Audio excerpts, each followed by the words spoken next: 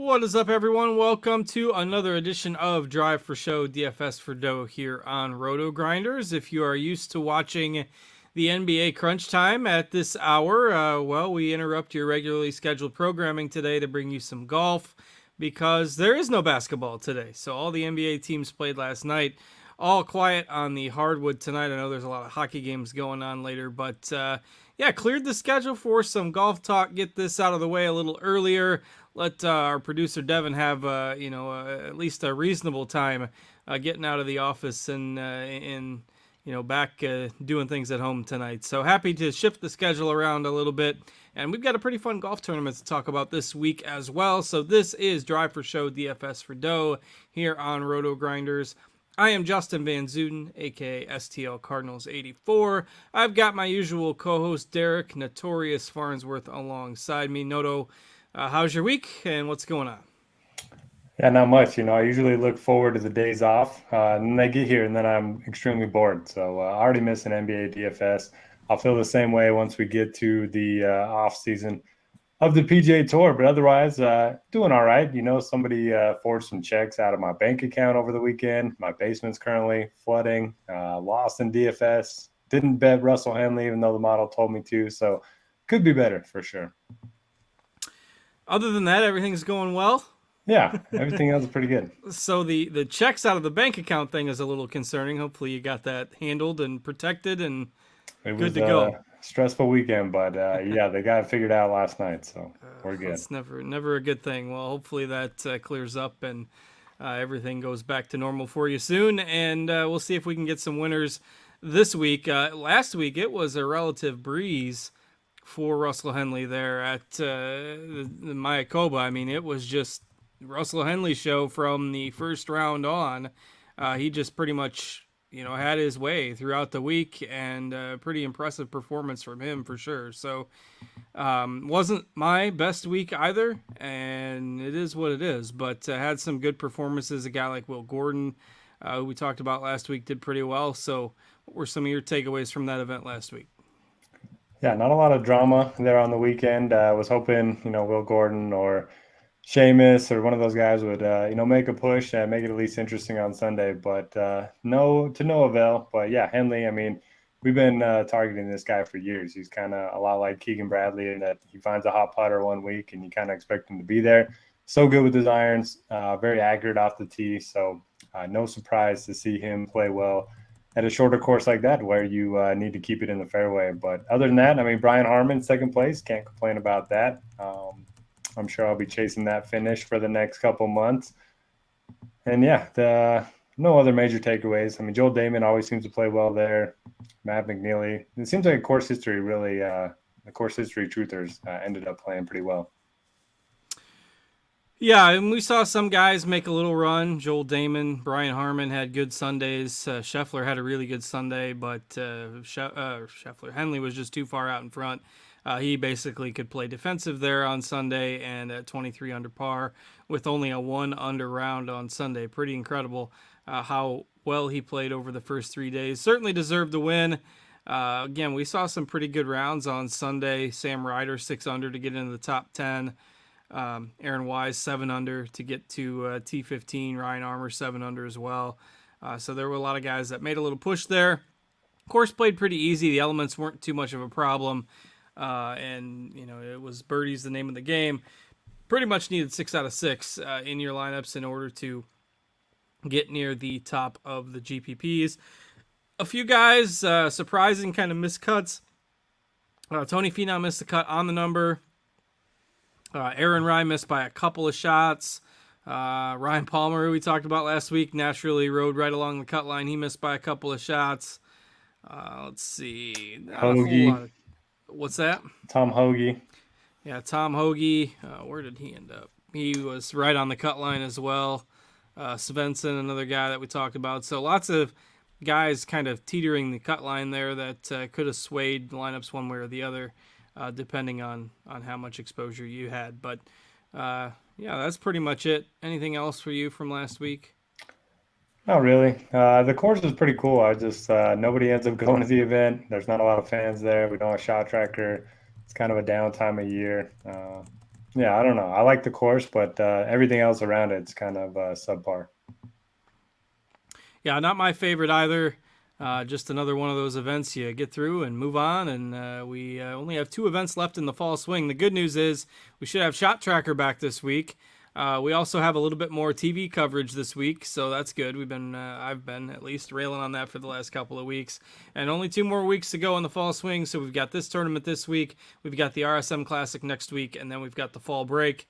Though I think they were, at least I heard rumblings of another kind of match set up over the holiday break, with Tiger potentially being involved. And so it's Tiger and Rory against Spieth and Justin Thomas in December. So, Noto, that should probably a headline that'll make your Christmas right there. Yeah, we got to do a 3-hour show breaking down this 12-hole event. I can't wait for it. Anytime you see Tiger on the golf course, it's going to be fun. And he'll obviously be in a cart, so don't have to worry about him, the leg too much in that one. But yeah, it should be fun. We'll see if they can put up more of a fight than the international team did at the President's Cup. That's a low bar.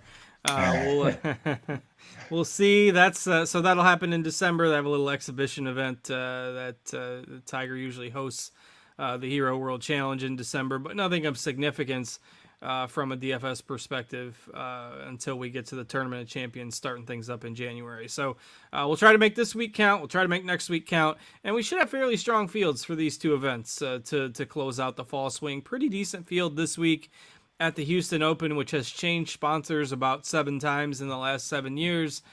Cadence Bank is the sponsor now. They've decided to go with a bank instead of a tech company for a sponsor. So I think it's the 3rd straight year we've had a different sponsor of the event.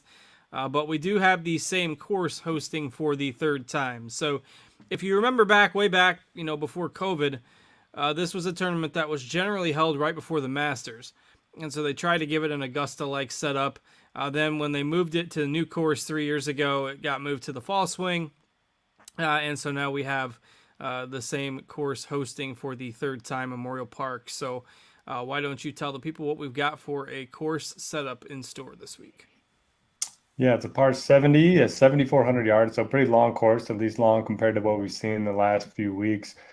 There are 3 par 5s on the course and 5 par 3s. There's also a drivable par 4 the golfers will be able to take advantage of. But yeah, despite 4 reachable holes, it's going to play really tough. It's been in the top 10 in difficulty each of the 2 years that they've played here. And I mean, on paper, it sets up so well for guys that are long off the tee, but we just haven't seen that in the numbers the last 2 seasons. So we've seen a lot of shorter hitters at the top of the leaderboard, and we've also seen, I went back and looked at the strokes gained of the top 10 finishers here the last 2 years, and very few strokes were gained off the tee. Most of them were on approach. Most of them were putting. So I don't know what to do with that. I don't think you can necessarily negate the Bombers. I mean, it's still a good setup for them, but I don't think you need to be long off the tee. Fairways are tough to hit. Greens are tough to hit. Scrambling is really tough here. I think it's because there's not a lot of bunkers. There's only 19 on the entire course, and they kind of did this on purpose. So amateur golfers, this is a municipal course, so amateur golfers much better out of the rough than the bunkers, and pros are much better out of the bunkers than the rough. So they kind of made it best of both worlds. So it's going to play a little bit tougher for the pros. And yeah, just looking at solid all around guys, I think is probably your best bet on a difficult course like this one. Yeah, totally makes sense. You want guys that are going to stay out of trouble, good tee to green players, not necessarily looking for the guys that can make a ton of birdies.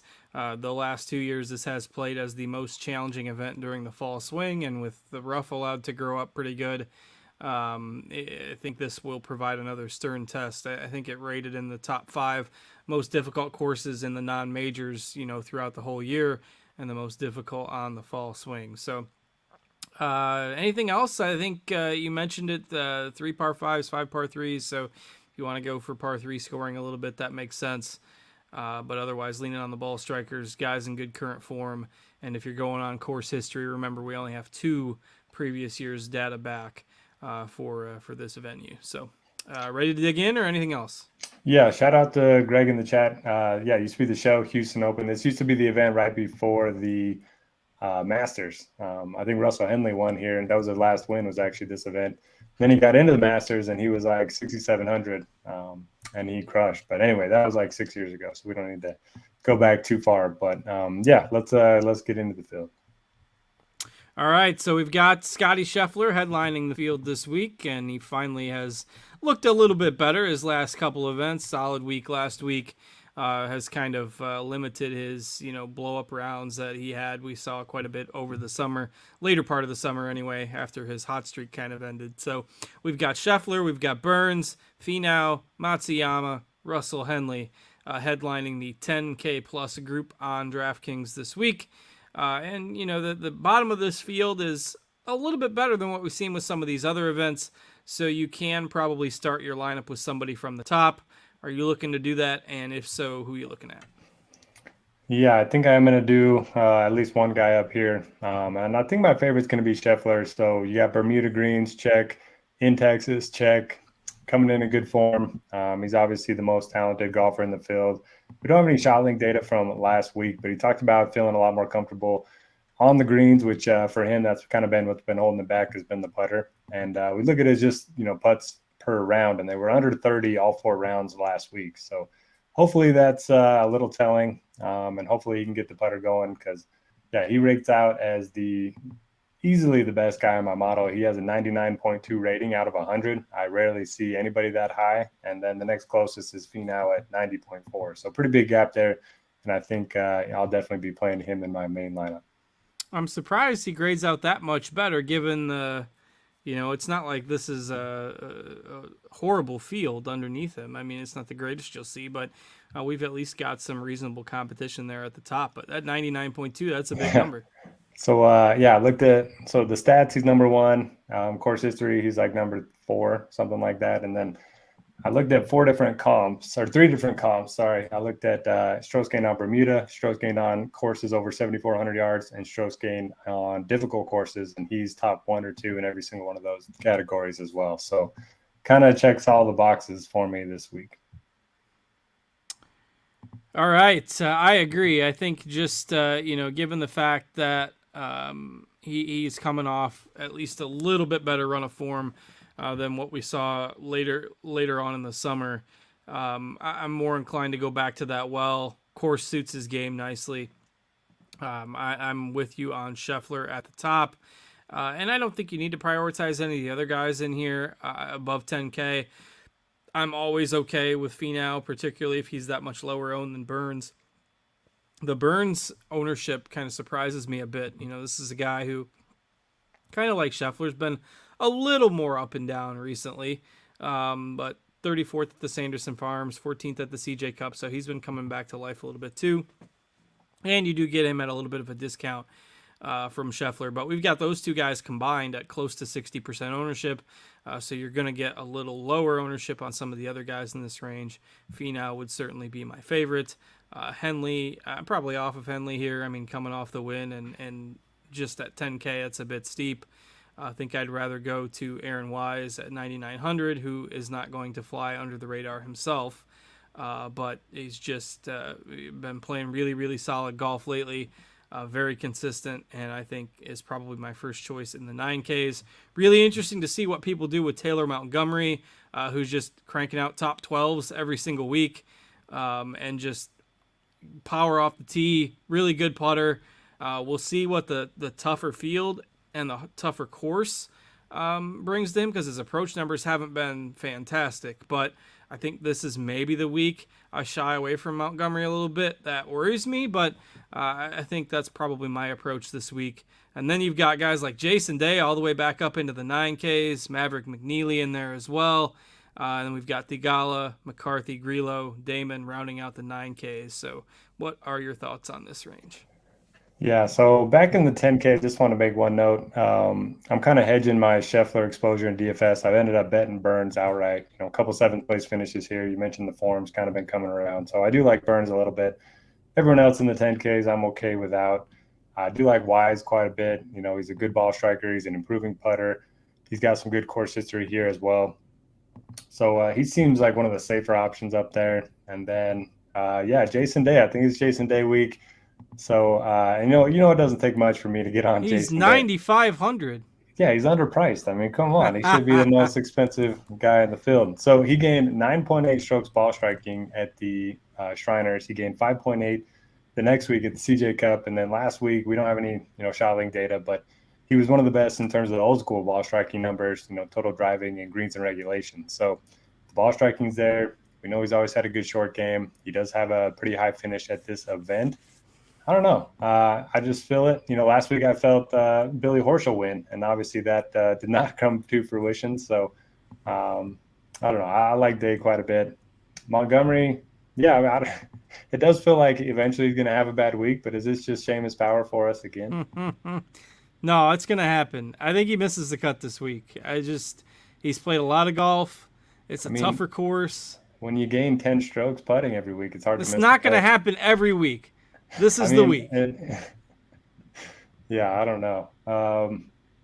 Seems like a good track because course history doesn't really matter that much. Not a lot of guys have, more than a year worth. Some have two, but I don't know. I don't know what to do with T-Mont. That fade scares me a little bit. McNeely's drawing a lot of ownership. It scares me too. I'm off of Montgomery, but it scares me too. I mean, I'm not trying to say I think he's a horrible play, but I don't know. Can't play everybody. Yep, and prioritizing Day, so we'll see how that turns out. McNeely pretty chalky as well. If I remember, I looked at it earlier. I didn't write him up, but I'm pretty sure his approach numbers lately have been underwhelming at best. Yeah, they've been real bad, and he's just been gaining. He's like Taylor Montgomery on the greens right now. So if you want the hot putters, those two are probably the ones to target. He does have a couple top 20s here and 4 straight top 20s on tour. He's an easier pass for me if his ownership is anywhere close to 20%. If I'm playing chalk in this range, I'll play wise. I think Pga is interesting at 9,300. We know the ball striking will be there with Grillo. Talked about him.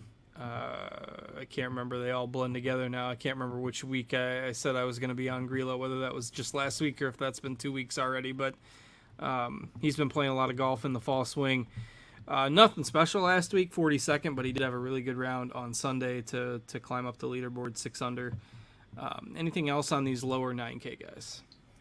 Not a lot of interest from me. Tigala is 28th in my model overall. Dahlman's 29th, so they seem like pretty bad values, but doesn't mean they can't play well. I just don't think I'll be going there. I'd rather pay a little bit more, get up into that 10K range, go the stars and scrubs route with Scheffler. And that seems like what most people are doing. I mean, if I total up all the ownership of those top 10K guys, we've got 5 guys that are at eyeballing 90% ownership or so total. Throw Wise in there at 9,900, and it's like 115% ownership. And these 9K guys, Montgomery, Day, Thigala, McCarthy, Grillo, Damon, nobody above 12% in that range. McNeely's the one exception. And I'm okay being off of him. So reasonable pivots in there. Noto prefers Day as a pivot away from McNeely. I prefer Thigala, but he is risky. That would definitely be a tournament risk-reward kind of play. All right, if we move into the 8Ks, Neesmith is a guy I think is really interesting. Over the last 36 rounds, 24th in strokes gained total in this field, 15th in tee to green, 10th in ball striking, 10th on approach. The short game has been a little hit or miss, but otherwise he's been fantastic. 9 straight rounds in the 60s, and he's finished top 10 in 3 straight starts. So give me if you're going for the hot golfer in this kind of range, give me Neesmith over McNeely, and you save a little salary as well. Other guys that we tend to look at in these 8K ranges, Taylor Pendrith, good tee to green player. Davis Riley has been showing a little bit more form lately after I called him out a few weeks ago. Keith Mitchell is still really solid numbers off the tee. Looks like Munoz grades out pretty well in our projections. So some interesting options here in the 8K range, who are a couple guys that you are looking at. I like the Neesmith call. He feels a little overpriced, so I do think that's going to help on the ownership front. And he reminds me a lot of Russell Henley. He hits every fairway, he hits every green, and then you kind of just take your chances with the short game. So I do like him. I like going to Taylor Pendrith. He should have a huge advantage off the tee here, even though we haven't seen bombers necessarily crush at this event. You do hit a lot of drivers, and so he's one of the best in the world off the tee. He hasn't missed a cut since February. Now, he did miss a lot of time with an injury, but that's still 10 straight cuts on the PGA Tour. I think that's much better safety than you're going to see around anyone else around here. I like Keith Mitchell because I've been burned by him every single event in the swing season, it feels like. So got to go back. And yeah, Bermuda greens, anytime you get him on Bermuda, I like that a little bit. And then Munoz, I'm kind of on board with the projections. I think he's just a solid, birdie maker with some upside at 8,200. Seems like we haven't had a lot of people talking about Munoz as much, lately. He was kind of a pretty popular guy, maybe late spring, early summer. His fall swing starts 36th, 40th, 56th, so he's making cuts, but hasn't really been finishing near the top, but still pretty steady results, going back 35th, 46th before the fall break. So he keeps having one blow up round, and it keeps being when I play him in Showdown. So I'll avoid him on the weekend. I believe you hit something in Showdown last week as well. Congrats. Yeah, I mean, it wasn't anything major, but won the little $180 GPP on DraftKings, so it certainly helped the week overall. So what day was that? Saturday, I think. All right, so it helped replace some of the funds that the people were trying to take out of your bank account over the weekend. Yeah, unfortunately, I would have needed like 10 of those. It was a lot of money. Oh no, scary. But. Well, congrats anyways. Any win is better than no win for sure. Yeah. So try to keep that rolling into this week. All right, the 7K range. Do you play Showdown at all? I don't as much as I should. I mean, usually I will for like the majors and stuff, but when at this time of year, it's like Saturday is just crazy because I do college football in the morning, and so I don't have time to do much. And then Sundays, I write the NBA articles on the weekends too for Meansy this time of year. So it's a little bit easier when we get into the spring and stuff, but like this time of year, I just don't have time. Yeah, I get it for sure. If I didn't write the article every night, I probably wouldn't play too much. But I've had more success Showdown than main slates for like a year now. So maybe there's something to it, or maybe I need to switch up my process on the main slates and stop playing Jason Day. There's a little more variance in the main slates too. The bigger the field, the bigger the contest sizes are too. So it just maybe takes a little bit more time to hit that expected value in the long run. Whereas the showdowns are at least a little smaller in terms of GPP size, but who knows? All right, the 7Ks, lots of interesting names in here and lots of guys with reasonable ownership. If I go from 7,500 to 7,900, all of these guys we have right now at least 6% ownership, and then nobody above 14. So we've got guys like Patrick Rogers, Mackenzie Hughes, Will Gordon, Burmeister, Alex Smalley, Aaron Rye. I mean, these are all guys that have been more expensive in some of these fall swing events. Gordon is the guy that I've hitched my wagon to. Disappointing that we're now finally seeing that ownership come up a little bit. I mentioned on the show last week that he was 4 for 4 and made cuts during the fall, and all of them were between like 30th and 45th. And then, of course, he went out last week and finished tied for third. I've been on him pretty much the whole fall swing, so I can't go away from him now. It's at least a case where I did not miss the Will Gordon bandwagon, so I'm happy to stay aboard that, even though he's a little more expensive now and the ownership is coming up. But I've got to stay on board until he at least burns me with one missed cut. So I am partial to Gordon in here. Who do you like? I like Gordon, and this is one of the few events that he's played and made the cut at, T38 here in 2020. So I do like that quite a bit. And he was on that showdown team that ended up winning for me. Well, there you go. We all like Will Gordon. So I don't know if you've read my notes in Lineup HQ, but so I looked at the all-around rankings so far this season, and the guys in the top four. So Patrick Hanley, Roy McIlroy, Victor Hovland, and then the fourth is one of the guys in this range. Any idea? I mean, is it? Oh, if it's just based on your tag, I see who you have tagged. So if it's Burmeister, then that's the guy. Yeah, Mean Dean Burmeister. Number 2 in the all-around ranking now. He's only played 3 events, but yeah, I kind of like that. He's doing everything well, which is kind of what I'm looking for this week. He's only 33 To be fair, if I hadn't seen your note, I would have guessed. I probably would have guessed like Lee Hodges or something, but I wouldn't have guessed. I wouldn't have guessed him. Yeah, I don't love that he's like the most popular guy in this range, but he's kind of checking all the boxes for me. So I do like Dean a little bit. Other than that, Hodges I think is fine. I'll always play some Smalley. He was T15 here last year. And that's pretty much it for me. Do you like anybody else in this range? I think most of them are solid. I mean, Burmeister and Gordon will probably be my first two. I think Rogers is okay on a course that's going to, reward you if you're hitting it well off the tee. I think Hodges is okay. But I'd probably go Gordon 1, Burmeister 2, and Rogers 3 if I had to put a ranking on them.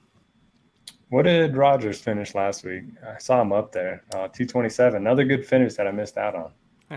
Yeah, he's been great. He's been playing really well, and even on a course last week, like one of the courses the last couple of weeks, maybe a few of them during the fall swing haven't really catered necessarily toward his strengths, and he's still been playing well. So I think that's a really good sign for him heading into the new year as we head there. So I like a lot of these options from that 7,500 to 8K mark. A little bit more than the rest of this 7K range. I think you can start to poke holes in a lot of these guys once we get down here. There's a lot of guys who maybe grade out fairly well statistically on one thing or another, but yet they don't grade out above average in everything. Like Steele's a good example of this because his putter and around the green has been terrible, but yet everything else looks good. Luke List, we know, struggles with the putter. Sepp Straka, all of a sudden after being at the top of a tournament, has really struggled the last few weeks, and he's grades out as probably the highest owned guy in here. Adam Long, I think, is reasonable for GPPs, but nobody I think that you have to have. So anybody in the lower part of the 7K range that you feel pretty strongly about? Yeah, strong is a relative word in this field, but as Greg said in the chat, Jaeger bomb season. Anytime Jaeger's in the field, I got to play a bunch of him. So we worked on his speed over the last 6 months. He's gained a lot of distance off the tee. He's still not a good driver of the ball, but he's gotten a lot better. And he's really good with his irons, makes a ton of birdies. So if he finishes, T40, he'll probably outscore that by quite a bit in terms of his DraftKings points. So I like him at 71. You mentioned Steele. I'll play some of him. I tend to like ball strikers a little bit better on difficult courses because they'll have an edge, hitting fairways, hitting greens, and then you kind of just take your chances. If you want to do that with Luke List, I certainly don't mind it. He'll probably lose 20 strokes putting, but something you just got to live with down here. Hubbard pops a little bit for me. I think he's okay. Cam Champ's a bomber if you want to play that narrative. And then for those that play on FanDuel, Robbie Shelton is 7,300 on DraftKings and 7,400 on FanDuel. Typically, there's a big difference in price between those two sites. So for my plus-minus column of my model, he's a -15 value on DraftKings and a +38 value on FanDuel. So if you want to, that's a little bit of a difference there. A little bit of a difference. So if you're playing both sites, I think Shelton's certainly interesting over there. Yeah, I noticed that as well when I was going through my content this week. So Steele's the guy I'm going to play in this range. The ball striking numbers are light years ahead of almost everybody else in this pricing tier, and you just close your eyes with the putter and hope it cooperates. Mark Hubbard, who you mentioned, I think is fine. Streelman grades out pretty safe in our projections. He was a late add to the field. As of this morning, he wasn't in the FanDuel player pool yet, but they usually do add those late additions. And we've got him at like 0.93% ownership. So don't mind taking a few chances there as we round out the 7Ks. Anybody else above 7,000 that you like? I mean, Gary Woodland at 7,000 just seems really cheap in this field. Tends to play long course as well, but you never know what you're going to get from Gary. That is the true roll of the dice for sure.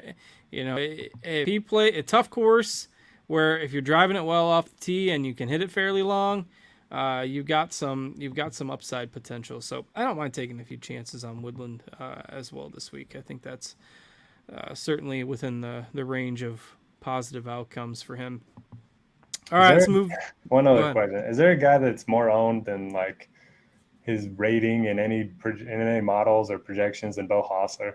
He's always highly owned somehow. It's because of Texas. And it's always it doesn't matter what week is it is like. I don't know. I haven't played him in quite a while, but that is true. The Texas narrative. That's why he's popping. He's popping in the projected ownership. Maybe it's the smile. on his picture right there. It drives everybody to, hey, I can click this guy for sure. Clean cut, good smile. I don't know. Hard to say why it is, but obviously doesn't grade out super well in our ratings and projections. So I'm off of that. I'd play Woodland if I had to choose between the two, or I'd go in the 6Ks. I think Ben Griffin is still interesting. Step up in field, obviously, but he's only 6,800. His numbers over the last 16, 24 rounds are still really solid. And there's not a ton in the 6Ks. I mean, I'm going to be living in that 75, 7,600 range for most of my kind of bottom end plays. You can play a couple of those guys, and it still works out pretty well to round out those stars and scrubs rosters. Anybody that catches your eye in the 6K range? Single entry, I think you can cross this range off your list. I mean, if you're playing Scheffler like we both are, you have 7,700 left on DraftKings, and then you can hit up the Gordons, the Burmeisters, all those kind of guys, the Smallies. So I'm with you on that. I don't hate Palmer, Svensson. Yeah, I don't know. It's pretty ugly. In terms of guys that are just good values in the model, Pga Dfs, who we've seen a lot, Ben Griffin, we've seen a lot, Callum Tarrant. Dfs was the Monday Q guy. That was it was nice to see him get his card. I mean, he was Monday qualifying seemed like every week there for a while, and finally got his card, and grinding out some cuts without as much effort these days. Yeah, you always like those stories for sure. Other than that, I don't really like anybody. Maybe it's a good buy low spot on Callum Tarrant. I mean, he was like 78 to 8,000 a couple weeks ago and pretty popular. Now he's 6,500. Nobody wants to play him. Yeah, the form has certainly faded for him over the last 3 weeks or so, compared to where he was at right before the switch over and right at the start of the fall swing. I don't know. He was 9 under the cut line last week, so that worries me a little bit. It's not like he just missed, but yeah, you never know. And take some GPP shots on some guys like this. 6,500 and 2% ownership. I've certainly made worse plays over the course of my DFS career. I know Jason Sobel from the Action Network wrote up Dylan Fratelli a little bit, and as kind of a risk-reward bargain play. Former winner of the old John Deere Classic a few years back. Hasn't done much really since then, but Who does Hondizzle have tagged? Hondizzle's cheap play of the week. Adam Long is one who I mentioned. I kind of like that one. And David Lingmerth. He doesn't have a write-up in there yet, though. But Dave Lingmerth appears to be his roll the dice du jour this week. Because Tyler Duncan was up there last week. He ended up falling apart. But, yeah, 2 weeks in a row, that cheap play has been pretty good. The Hondizzle cheap play of the week. We'll see. It looks like Lingmerth is the roll the dice winner this week. So we'll have to see where he lands on the leaderboard. All right. Anything else from you before we call it a night? I think we're good. Check the weather on Wednesday. This is Texas, so there's probably going to be some wind. Maybe there's going to be an edge to one of the waves, so definitely check that. Yeah, a lot of times we do see in these Texas tournaments the wind come into play, so you can see a potential draw advantage for either the early starters on Thursday and who play late on Friday, or the late starters on Thursday who play early on Friday. So keep an eye on that forecast. We're taping this, about 40 hours yet from roster lock, so too early to get locked into anything, but check it again as you finalize your lineups. Not a bad idea to make some stacks in GPPs of one end of the draw if it looks like there's going to be an advantage, or even if it doesn't, you can kind of gamble on that a little bit in these Texas tournaments. The winds can pick up. So all right, with that, we'll go ahead and call it a show. Again, if you're watching us on YouTube, be sure to hit the thumbs up button. We appreciate that very much, so we can keep bringing you this show every week. If you're interested in all our golf content, you can check out and get yourself a premium subscription over at RotoGrinders. Obviously, only 1 week of golf left for the year, but plenty of other sports to keep you entertained in the interim. It's a good time for a breather for us, but we got 1 more week to go after this one, so we'll be back next week to break down the RSM Classic for you. And with that, we'll go ahead and get out of here. Thanks to Devin for producing behind the scenes for us. Thanks to Noto for joining me. I am Justin. Good luck with all your contests, everybody, and we will catch you later. Take care.